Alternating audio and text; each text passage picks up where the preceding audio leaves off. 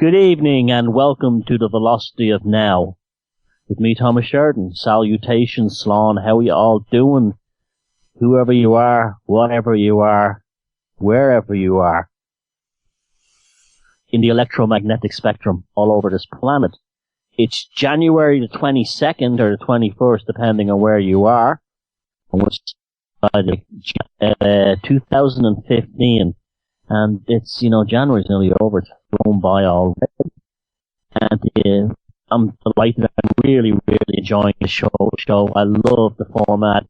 I love the way it's making me feel. I love the way the subjects I'm bringing up. I love this whole 40 thing. It's something I've always been into all my life. And I'm having fun. I'm finally getting to realize on the radio all those years of reading obscure underground fanzines and magazines. It's almost like it wasn't a waste of time. My website is thomassheridanarts.com. That gives you a link into everything. If you want to help me out there, you can buy a book, you can go to my blog, do whatever you can, share pages. It all helps. The video podcasts, which you have to see them, because what I do is I make nice little kind of artistic videos to go with them. I'm a big collector of strange images and strange videos and obscure little bits of footage, and I create little kind of art housey kind of things to go with the show recordings. And you can watch them on newsymbolsmedia.tv and also on my Thomas Sheridan Arts channel on YouTube. Anyway, into the night show. I've got a great show tonight. From the fantastic to the freaky, from the creative to the chaotic, everything, because I am the witch who doesn't mind a woman being a bitch. I am the warlock who likes to rock. I am the magus who has eaten a haggis. Now, last week the show was real popular as usual. Thank you very much for staying by and staying after this whole experiment. And there was a little bit of controversy surrounding statements I made about Guinness. And one of my Facebook friends posted the comments I'd made to his wall, and you think that I'd said the earth was flat, or that kind of thing. It was Kerry Katona was beautiful. You think I'd said something really outrageous.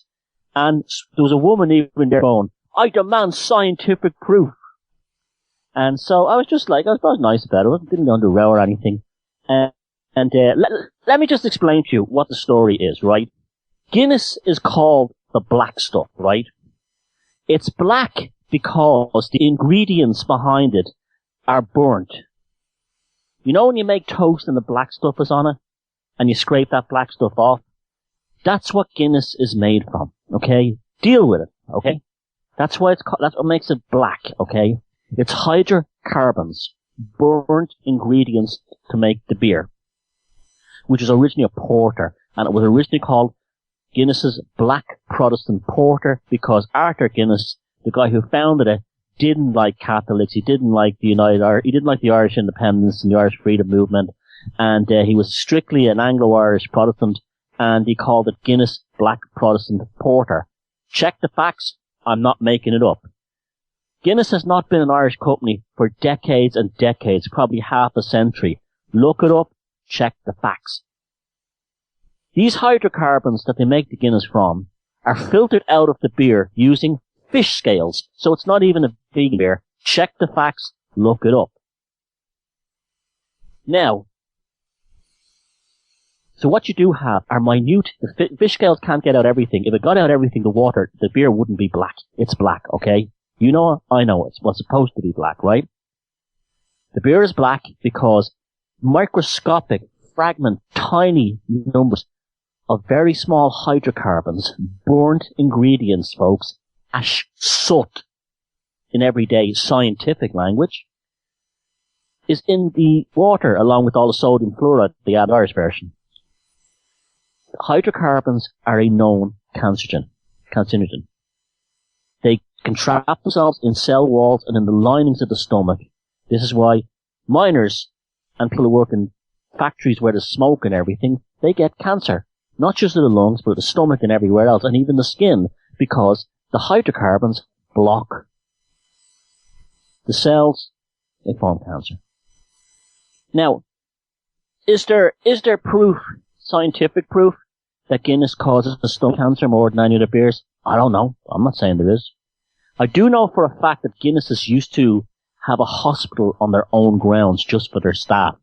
And in the old days, Guinness used to actually literally pay their staff, not pay their staff in beer, but at the end of the day, they were given lots of free beer to drink. The hospital was strictly for their own staff. So anyone who was dying of Guinness-related illnesses was being treated in-house. So don't expect that to go public. Secondly, all the men in Ireland I've known personally that got stomach or intestinal cancer were all heavy Guinness drinkers. That's just anecdotal evidence, okay? Now, one more thing. The woman posted, it wasn't nasty or anything, but she said to me, I said, go to the Guinness brewery and you will see how they make the stuff. And she goes, I've been there and it's lovely. Now, where she hasn't been to the Guinness brewery. She's been to the Guinness storehouse, which is like a Disneyland version of the Guinness experience. Now, Guinness are a brilliant company at one thing. Advertising and marketing. They're absolute geniuses, and they always have been, right down to the very first, marketing of the product. You see the early posters. They've always had a tremendous, they've always hired the top marketing and advertising and PR people. And if you go to the Guinness Storehouse experience in Dublin, what you experience is what all the things I talk about the Lords of Perception and how consciousness has changed. It takes place in an old storehouse that's almost completely black, except for the lights that are showing up the displays. So it has a kind of a nightclub vibe to it. And the water running. And you're going to just you're moving up through this labyrinth, okay? And this is what this woman did. And all the tourists, I'm not saying there's anything wrong with what she did. I'm just saying this was her experience. And it shows you the history of the beer. It's actually a pretty neat thing. And you see all kinds of the typical kind of tourist, display things. And then you finally get to the 7th or 8th floor and you step into an elevator, right? And it really is quite spectacular if you've never done it. The elevator rises up only about one floor, and you ascend from darkness into the sky. It's like going to heaven. It's really, see, all part of how brilliantly Guinness think these things out. So the experience is almost like going to Guinness heaven. I'm not kidding you. And you go to this place called the Gravity Bar, which is a big circular flying saucer shaped modern bar. Very minimalist. In the middle where you get your complimentary pint or glass of Guinness when you've done the tour. And when you stand in the elevator and it rises up, you can actually hear the people gasp going, oh, because it looks like you're in the sky. And you are. You're on one of the highest points in the city of Dublin because it's a tall building on top of a hill. And the views from the top are absolutely spectacular. So they designed this so people would actually go through this experience and ascend to Guinness heaven. See, that's how Guinness have created an almost mythical image around them. And that's why when you criticize them or anything, people become quite hostile. They have the brand loyalty that most companies would kill for. It's probably, I can't even think of a brand loyalty that's even that people travel from the other side of the world just to drink Guinness in Dublin. But that's what it's like with the Guinness thing. It's very, very powerful. And Guinness itself, the way it looks, the way it forms and everything, it's very beautiful to look at it and take that away from you. And I'm not saying don't drink Guinness. I'm saying if you like Guinness, drink it. You want to drink toilet fluid cleaner. That's your own business. You want to drink Guinness, go and drink it. I'm just telling you that's what the black stuff is. And that's the end of it. All your protesting in the world is not going to change it. All the consciousness bombardment of your experience in the Guinness storehouse of ascending to drink Guinness in stout Valhalla as he drops his cup on the floor is why you thought it was wonderful. Now, so that's that. I've cleared that up, okay? I don't want to talk about the Guinness thing anymore. Go look yourself. Now, on excellent news, it looks like the euro was shagged. It looks like the euro is in serious trouble. Now, what made me think about the euro being a mess was a few things. the Italians tomorrow, the Italian finance ministers are going tomorrow to basically destroy the euro. They're basically going to wreck it. Now, why is this interesting? Because, well, okay, Italy is one of the nations like Ireland, Greece and Spain that really needs to get their own currency so they can balance their own exchange rates and their payments and so on, and then play around with inflation so they can jumpstart their economy again. You can't do that with the Bundesbank doing it all. So that's the first thing. And then people were saying, and I was kind of thinking to myself, maybe the Italians are just bluffing. You know, the Italian way of doing things. I don't know about that. Last week, the Swiss have a franc, but the Swiss franc is coupled into the French central bank, which runs euros. They decoupled from the euro. Number 2. Strike number 3 is a story that got very little coverage in any of the media, and it was from the Associated Press, and it was Germany repatriates more gold. The Germans, the Bundesbank, are bringing home their gold. Frankfurt, the German central bank or Bundesbank, said Monday that it stepped up the repatriation of its gold reserves from overseas storage last year. The Bundesbank successfully continued and further stepped up its transfers of gold, the central bank said in a statement. In 2014, 120 tons of gold were transferred to Frankfurt from storage locations abroad, 35 tons from Paris, 85 tons from New York. Germany's gold reserves are the second biggest in the world after those of the United States and totaled 3,384.2 tons this month, according to the latest data compiled by the World Gold Council. For decades, the Bundesbank gold holdings have been kept in the treasury of other central banks in Paris, London and New York. According to the German central bank's own data, 1,447 tons are stored in the Federal Reserve Bank in New York, 438 tons in the Bank of New England, and 307 tons in the Bank of France in Paris. There's historical reasons for this. After World War II and the export revival of West Germany's economic West Germany's economic miracle, as they called it in the 1950s, the central bank accumulated dollars it swapped for gold at the Federal Reserve. Germany split between the capitalist West and the communist East Germany state until 1990. Storing most of the gold abroad was the best way to keep it out of Soviet reach during the Cold War.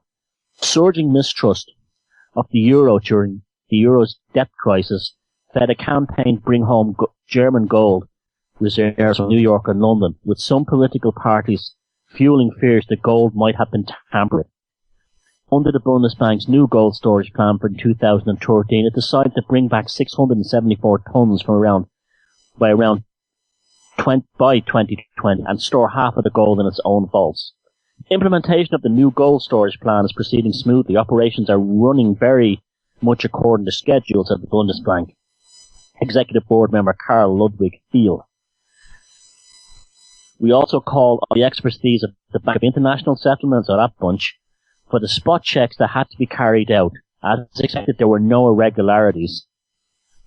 Since the transfers began in 2013, the Bundesbank said it relocated a total of 157 tons of gold to Frankfurt, 67 from Paris and 90 tons from New York.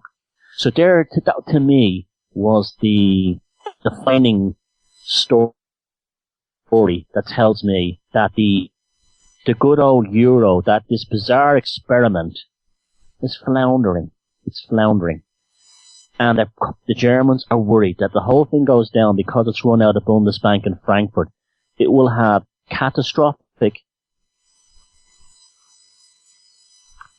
effects upon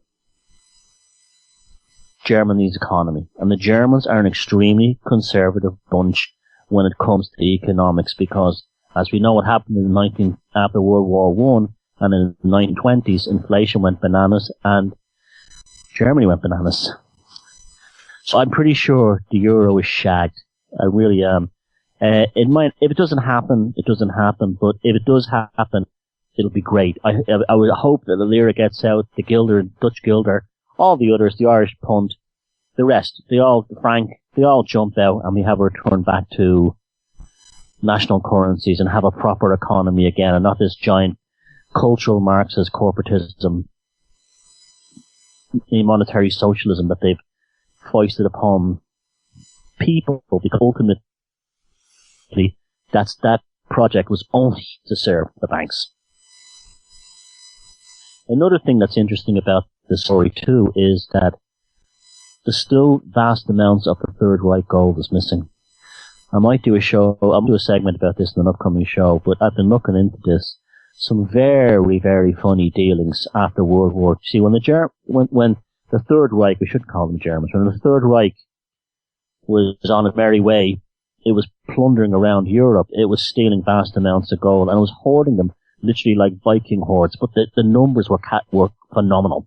And the SS were literally burying vast amounts of gold bars at the side of roads, between Bratislava and Vienna and other places, and all kinds of places. And a lot of them were killed in the war, or had to scarper to South America under Operation Odessa to get the war criminals out. The gold was never recovered. There's vast amounts of gold, or it has been recovered and it's sitting in Prussian palaces somewhere, or in that famous resort of the Prussian nobility, that their little Swiss resort, which they excellent. It's down there. So the Germans are a bit, they moved the gold out of West Germany for fear of a Soviet invasion would nab it. But what that was really about that's also why they moved the capital to Bonn. What they were really worried about was that maybe the Soviets had just taken their gold back. Not the Soviets, but the Soviets were taking back gold the Third Reich had stolen. We don't really know these numbers or figures. So it's an interesting story. So watch the news tomorrow and see what happens in Italy, because it could be arrivederci euro.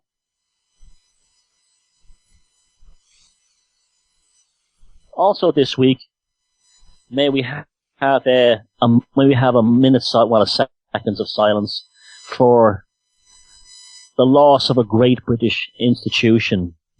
The two nipples that have appeared on page 3 of the Sun newspaper since 1970.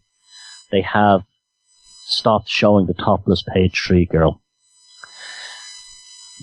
The pictures that generated hormonal surges in young boys going through puberty that made them have Popeye arms, one of their arms a Popeye arm, and, have eyesight difficulty, and learn to develop hearing capabilities so they could hear their mother or their father walking from 20 feet away, or 30 yards away. It's all over. And the page 3 girl has been replaced by a girl wearing a bra.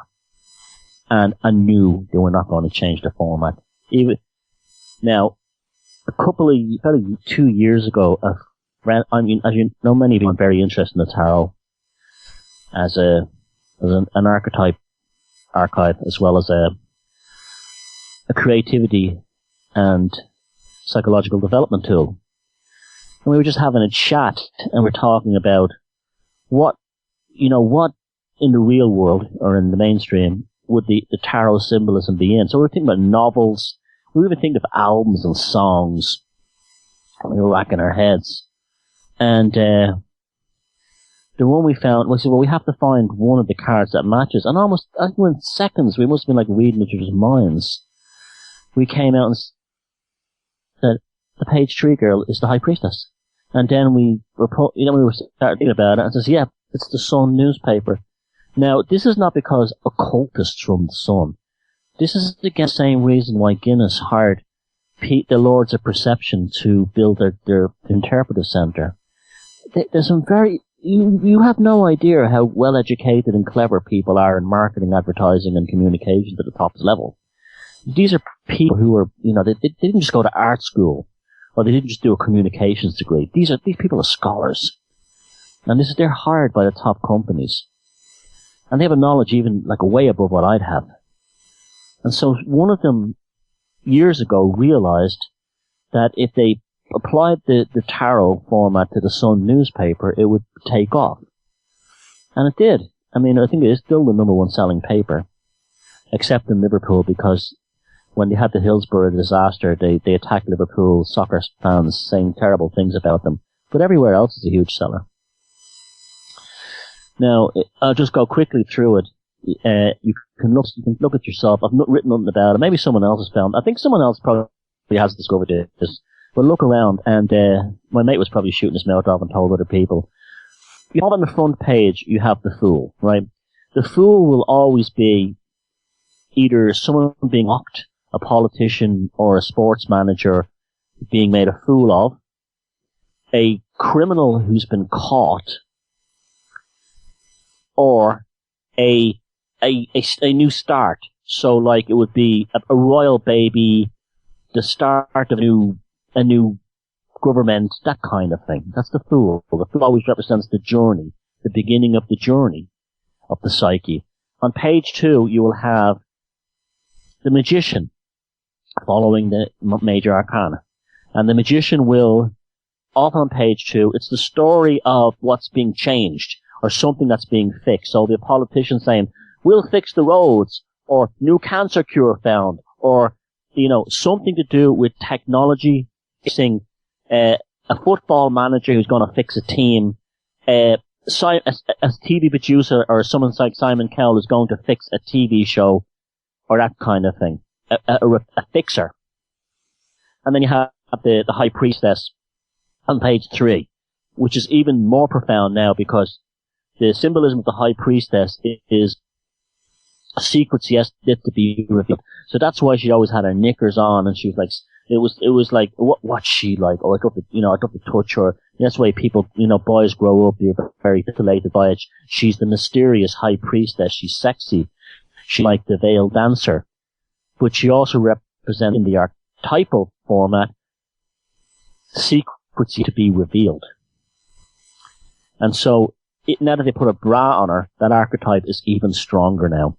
And you can follow it through to the end, to the world, the last page, the world, the completion of the story. And the story at the back is always a sports story about victory or loss. It's never about anything else. It's either about a team losing or a team winning. And that's how the world card is. It's even the resolution towards success or failure to start again as the Fool. The center pages are usually quite interesting. It'll be a celebrity story about a celebrity moving to a new TV show, having a new album, or something like that. And it's usually a male-female aspect. Male on one side, on the left side of the spread, female on the right side of the spread, because the wheel at the center of the major arcana represents a transition between male part of the deck, which is the beginning, and the female part of the deck, which is the second half.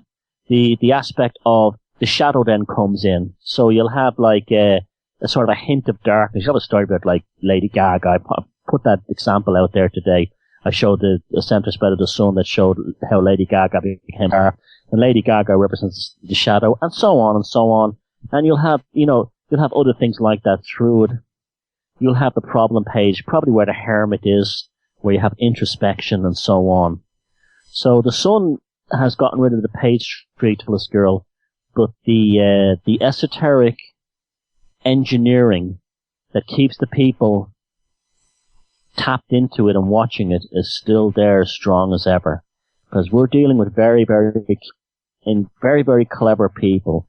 We seem to think in this alternative movement that just because we know about things like Manly P. Hall and the tarot and magic, and we've Crowley and we've studied all these things, and all this and symbolism, that we're the only ones that know it. No, there's people that have known it long before we were even born, and they're still out there and they're still getting paid to do it. And it's not just in, graphics and music or anything like that. They're doing it in things like architecture. Buildings are designed in those kinds of ways to create a transcendental state as you move between one part of a building and another. The appalling Tate Modern in London is a lot like that. You end up with the darkness of the pit, and you move up through through the different floors of brainwashing, and you end up in the brightest part of the top. And then the entrance and the exit is amazing. It's a pedestrian footbridge that crosses the River Thames directly across from St. Paul's Cathedral. And I have a video of that on my YouTube channel, and I almost had like I wouldn't say a shamanic experience coming out of the Tate, but it was a transcendental experience. And as I was walking across the footbridge across the River Thames, what was I doing? I was crossing the Styx. The Tate Modern is built in a phenomenal looking 1920s,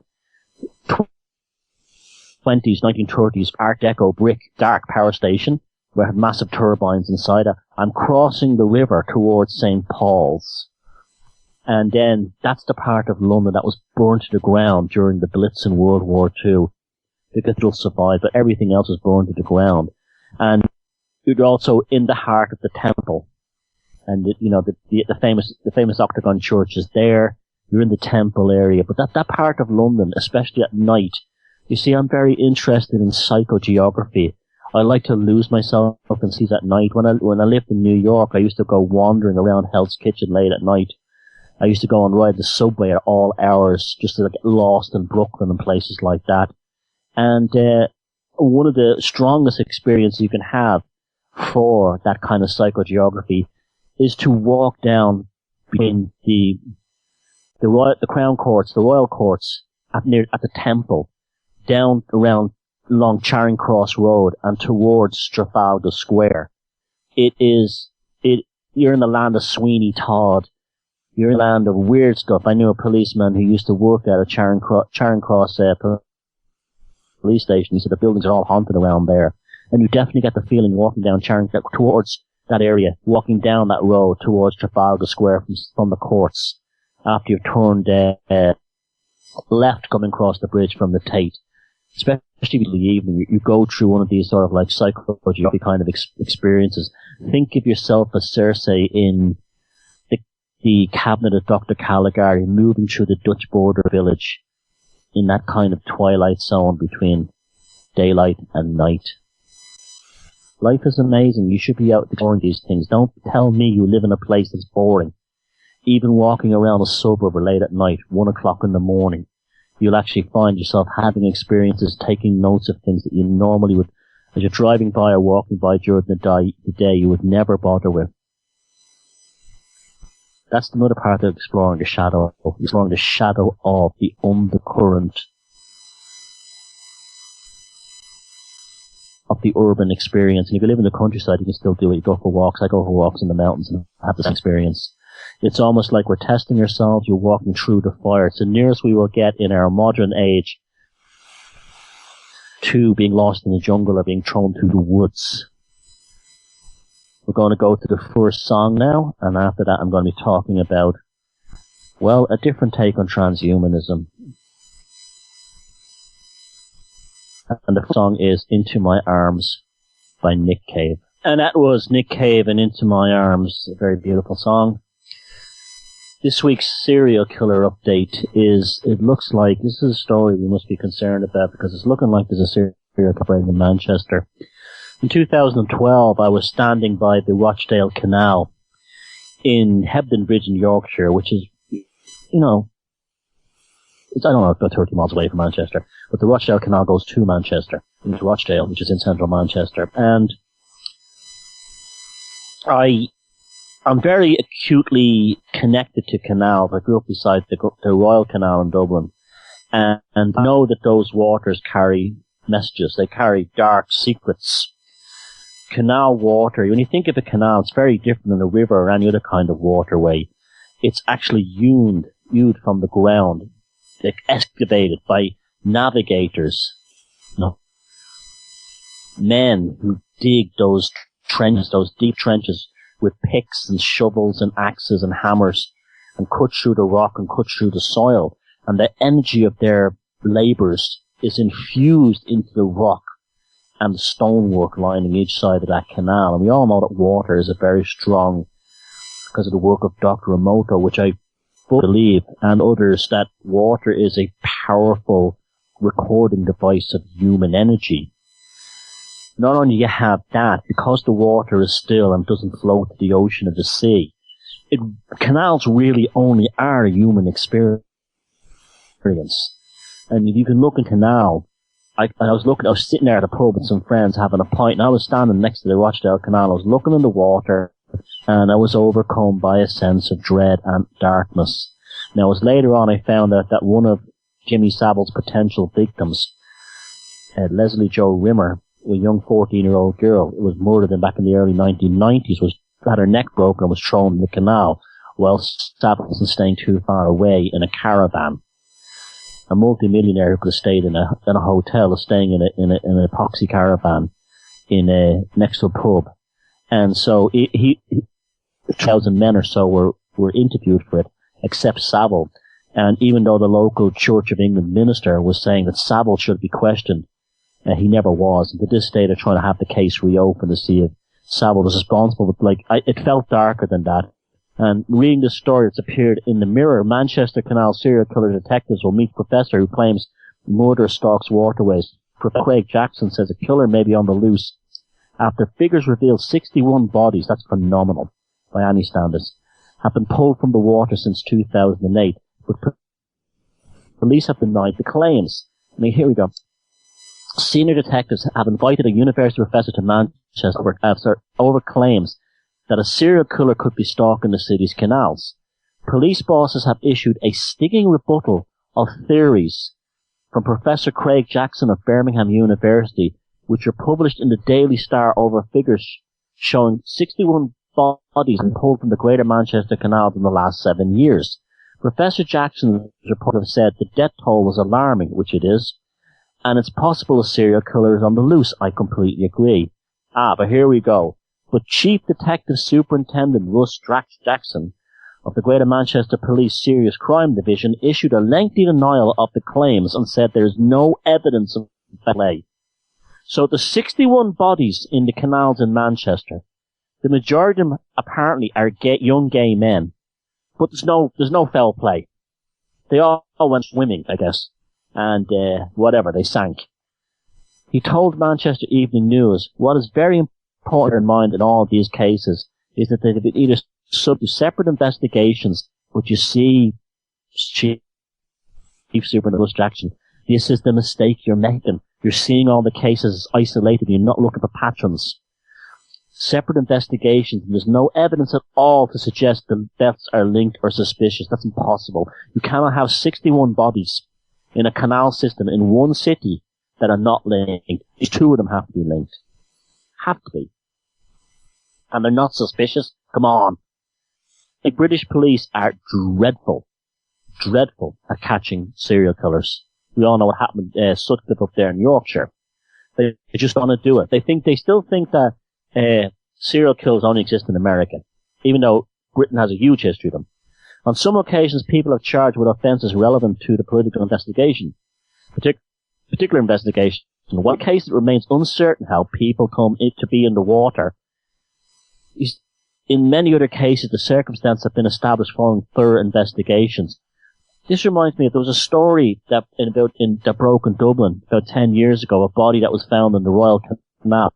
It was a man who'd been chopped up and put inside a suitcase, and then the suitcase had been thrown into the river. And the police investigation actually said, dismembered body found in suitcase in canal.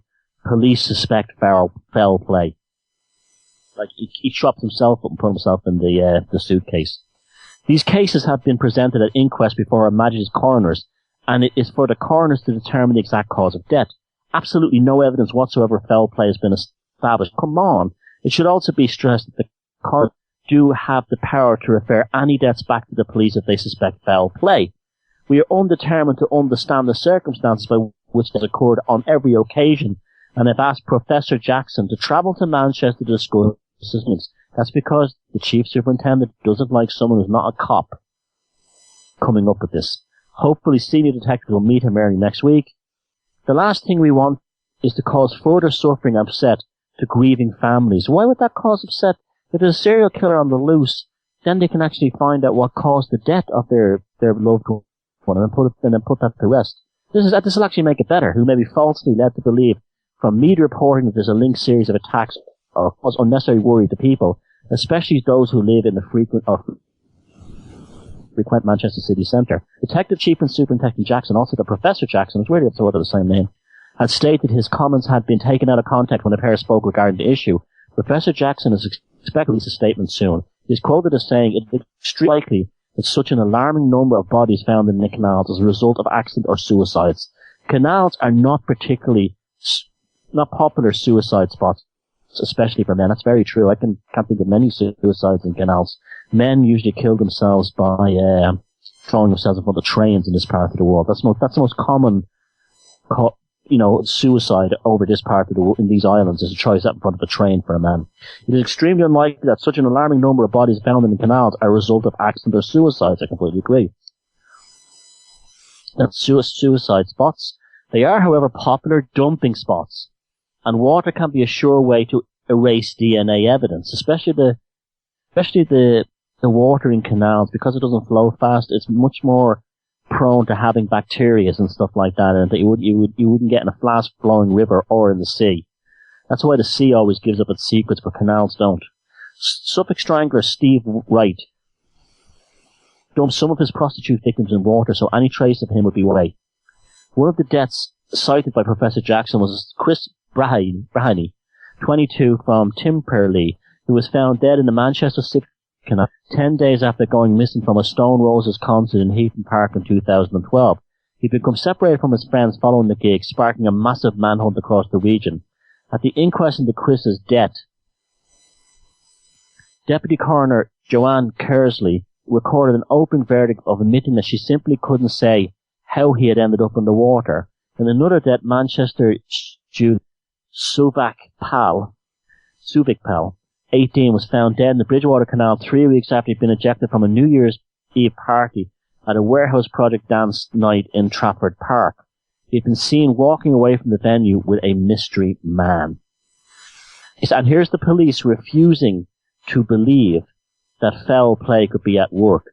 Now, one of the things that I'm actually looking at this, because I know about serial killers, unlike the police seem to do in that part in the UK, is that gay men are prime targets for serial killers. For some reason, they're much more likely to be victims. This also brings up a sensitive thing as well. Maybe the younger guys hadn't told their families they were gay, and it could be. I understand it's them trying to hush it up, whatever. But anyway, gay men are targets, and this is why the police are not doing the job. They should be. They're letting down the community in Manchester. You look at Dennis Nielsen.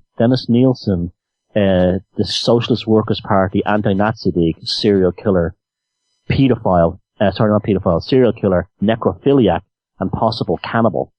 When he wasn't calling people a racist or misogynist or a sexist for little or no reason, he was working in the benefits office, and he was able to find young men who were on the margins of the system, or who were not known to their families, or a lot of them were Irish from Scotland, or people from other parts of England who drifted down to London. Nielsen being a cunning bastard, but he was a socialist. He was a socialist, and he would bring them home, strangle them, have sex with their dead bodies, chop them up, possibly, that has never been fully established, and then flush them down the toilet or shove them down the drains. This is how he was caught, not by the whiz coppers. He was caught because the drains were blocked one day, and the council came over and found all arms and legs and heads in it. And that's how he was caught. This is how they caught. Just like, Sutcliffe was caught on a speeding ticket, even though they'd let him go a few times. Also, there was Herb Braumeyer in the United States, another one that was, now so many of them have targeted, Braumeister have targeted gay men. He was an American serial killer back in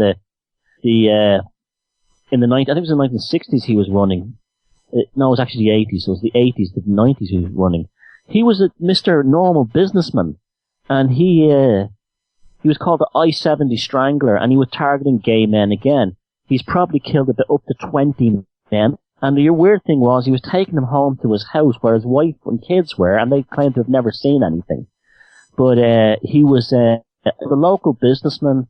There's an interesting story. When he was a kid, he tried to kill his family or something like that. Then he got out of the mental hospital, and he kind of became normal on the outside, and opened a successful store chains in Indianapolis, and then went on killing guys. And so, like, he targeted gay guys. There wasn't canals there. He dumped on the side of the road. But it just, this is why the police have to take this very, very seriously, because young gay guys in Manchester are in danger. It's quite simply that. So that's the serial killer alert at the moment. I take serial killers very, very seriously. It's something that fascinates me. It's something that I've learned most of my early discovery of the psychopathic issue. I culled from studying serial killers because that was out there. And it's something we should watch, and it's something we should take very seriously, because I actually believe there's far more serial killers functioning than we realize. I think many, many murders are linked, not especially mysterious or random murders, are linked by a serial. This is the golden age of being a serial killer. Let's talk about this thing in Manchester quickly, right? We live in the age of cheap flights, cheap budget flights, Ryanair. The serial killer who's killing people in Manchester could be from anywhere. He could be from Dublin. He could be from Amsterdam. He could be from London. He's flying in on a 20 or 30 euro flight, does his thing, and then flies back to his normal family life in Dublin, Amsterdam, or London. He doesn't have to be a local. It's never been easier for serial killers to travel. And serial killers in Europe, unlike the ones in America where there's outside, the east and west coast cities, and Chicago and stuff, there's very poor public transport. They use public transport in this part of the world. I believe that one of the reasons that Jimmy Savile ran up so many train miles in the 70s, early 80s, I think it was running up something like 70,000 or 60,000 train miles a year while he was advertising for British Rail, is because he was less likely to be caught with blood on his hands if he was flying up on the train between Leeds and Manchester and up to Scarborough and up to Sunderland than he would be if he was in his van. And there's police roadblocks all over the place. This is the age of the train.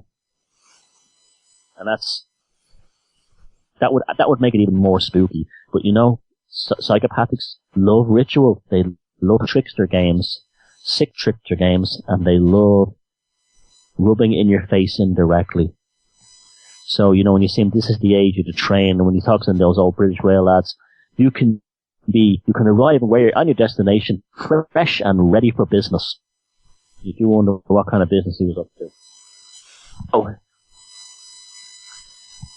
Transhumanism is something I take very, very seriously. You're aware of people like Aaron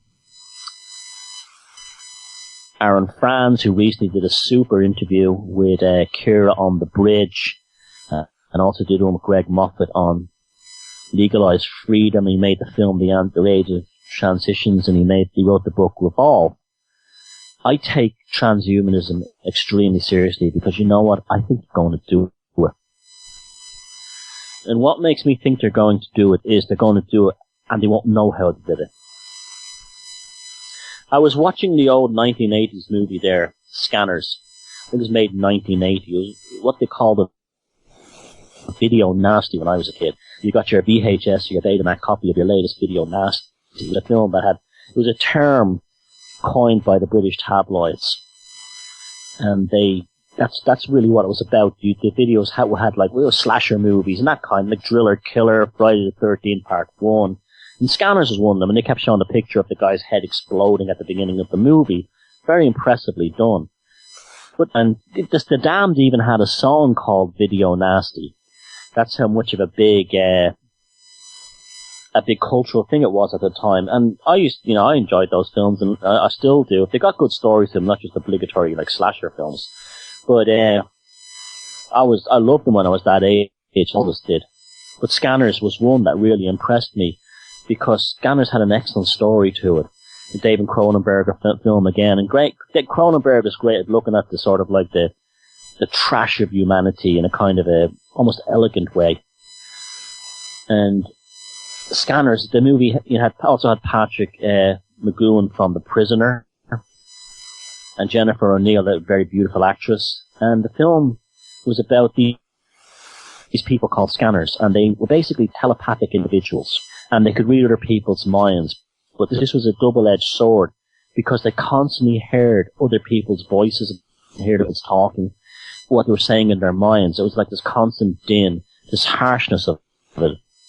And that's why most of them lived as vagrants and degenerates, because they could not to normal society, because all they would constantly hear is other people's thoughts, and like they were talking at a loud volume.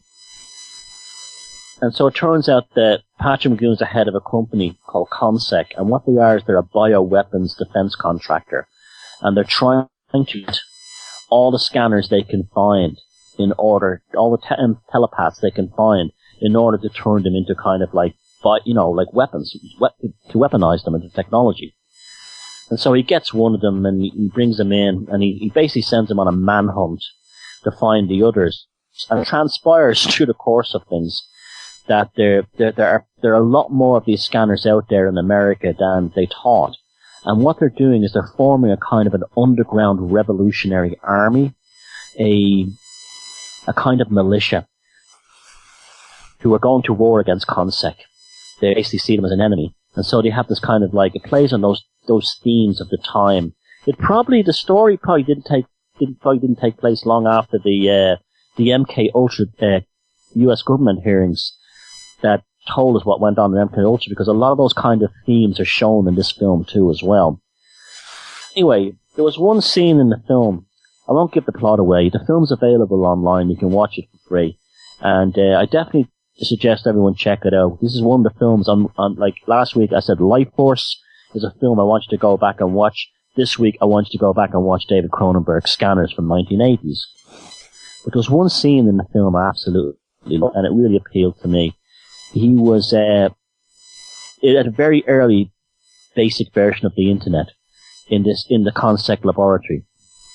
And the main scanner guy in the movie was trying to wipe the computer. He found out that the computer system was connected to the phone line. So it's the early version of the internet. And he goes to a public phone box, and he starts concentrating his thoughts into the telephone system. And there's some really class camera work of the camera panning across the circuit board as his concentration is getting more intense, and you're seeing, the camera moving. The great soundtrack too.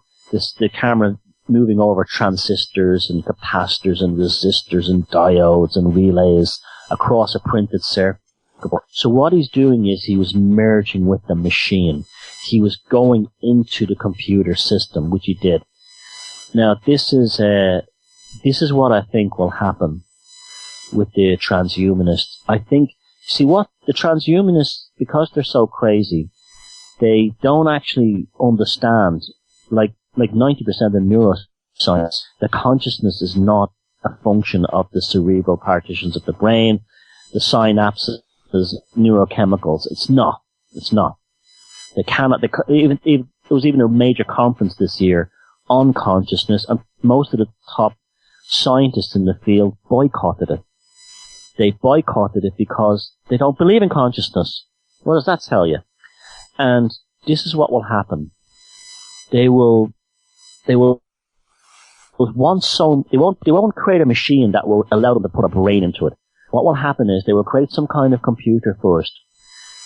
And through out of a telepathic wishful thinking, I think they're actually going to get themselves into the computer. I can see it happening.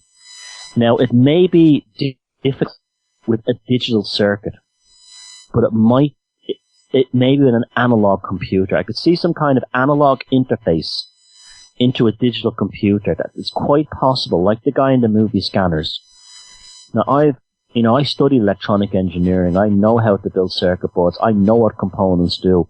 And I can tell you for a fact that they are magical. If you even look at schematics of many components, look, such a vacuum tube, a valve, which I'm speaking to you right now, I've got a vacuum tube processor, because even on the radio, I'm a kind of a witch. What I do is even though I'm talking to you on a computer, the analog magus inside me makes me put the sound of the microphone, which is an old Shure SM58, through a vacuum interface, which has an actual vacuum tube in it, because I'm aware of the alchemical nature of the vacuum tube, how functions and how the electrons move inside it. It's quite magical, and the actual schematic looks like it looks like a sigil. And so when this is why I wanted this machine out there, because I wanted to have an analog interface, because I believe it makes my, shall we say, life force or living energy flow more easily into the system that goes through this sort of alchemical process inside the vacuum tube. Because I want you not only to hear my words, but I want you to feel my emotions as well. Not because I'm trying to hypnotize you or anything like that, because there's a power in the signal that doesn't exist in the digital signal when it puts into a square signal of ones and zeros. The sine wave does not exist. And I was thinking about this last week, and I was looking at my vacuum tube valve interface, and I was thinking that's how that into the machine, through an analog interface. Now, they'll probably do it accidentally. I don't believe that the CERN laboratory created the Higgs boson particle. I think they created the tulpa. Rupert Sheldrake has also spoken about this as well. If you look at CERN, it's really almost like a cult. It really is. I mean, the fact that they released the World Wide Web out to the world on Walpurgis night is interesting enough, but there's so very spooky, and see, I don't think they know it. I think that's the thing that CERN is. They're in a kind of a witch's circle. That's literally what that super collider is. It's a witch's circle. It's a magic circle. And they don't know or understand that that's what they're doing. And remember, that's not a digital device. That's using light and particles to fire through magnets. So it's very much using an analog process. And you had all these scientists, all these nerdy, geeky scientists, so desperate to find the Higgs boson particle. And there's a famous photograph of the scientist when the head of the research team at CERN posted the photograph to them of the Higgs boson print, and the look on their faces is evangelical. It's like the cult when the cult leader comes in and says, the mothership is arriving, and here's a picture of a comet in the sky, and it's coming. And that's what I think happened at CERN. I think they created a tulpa in the machine. And that's why and then they become, you see, what did I say about black magic? Black magic is the magic that you do not knowing it. But it's also the magic that has the most powerful and quick results. It's incredibly addictive. I was listening to an interview with Kenneth Anger from the Rolling Stones and Hollywood Babylon fame. Said the same thing. You have to he was doing Crowley magic, and he said it works. It absolutely works. But you have to step back. Because they are involved in the craft, and it's particularly in that end of the craft, they're being led by forces outside themselves. These forces outside themselves are guiding them to go deeper, I suspect. This is why they're now talking about building an even bigger collider. And this time they will find the secrets of the universe. They have not discovered what the alchemists discovered. What the alchemists discovered was, in the search for the philosopher's stone to turn base metal into gold, was that they discovered that what they're doing was themselves. That what was the alchemical vessel, the chamber, was them. It was their souls. It was their psychology. And psychology grew out of alchemy. And these scientists at CERN don't realize. That's why they're addicted to building an even bigger one, to look for the particle that's behind the Higgs boson. And they will create another one as a tulpa. And this is my fear for the transhumanist movement. I think they're very capable of doing it. They'll get in there somehow. Some scientist's consciousness will enter into the machine. What happens then? Who knows? But you will have for the first time in this planet, and this worries me, because we have a collective consciousness and we're all sort of wired into each other through a kind of Wi-Fi system, we will have for the first time in the history of humanity and the history of this planet a human being that won't have the consciousness inside a human being. This could have very profound effects, shall we say. It may have, anything could happen. We could, because, we're already creating a kind of a global consciousness through the internet, and we can already see the power of that. Anyone who doesn't believe me of that is just think of all the people fall in love with somebody online that they've only ever seen the type of screen, or never even a photograph of them, fallen madly in love with them. You think of where that energy goes, right? A very profound one is pornography. You think of all the sexual energy that's poured into guys all over the world jacking off the porn, right? Where does that go? Where does that energy go? It has to go somewhere. And it creates a kind of a porn brain, a pornographic overmind.